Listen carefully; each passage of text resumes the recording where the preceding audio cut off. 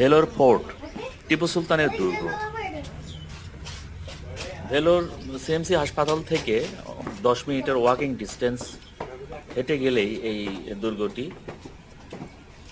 মাহিত হাসিন এখন যেখানে নেমেছে সেটি আসলে দুর্গের চতুর্দিকে যে প্রাচীর ছিল সেই প্রাচীর থেকে এখানে এখানে সিঁড়ি বেয়ে নিচের দিকে নেমে গিয়ে একটা এখানে গেট ছিল, লোহার গেট, এবং সেখান থেকে তারা উঠে এসে এই যে তারা দুর্গের উপরে এসে দাঁড়িয়েছে এবং দুর্গ থেকে ভেলোরের সিটি দেখা যায় এবং দুর্গের চারিপাশে মানে চারিদিকেই লেক তৈরি করে দেওয়া হয়েছে, পানি জলাধার একটা সৃষ্টি করা হয়েছে এবং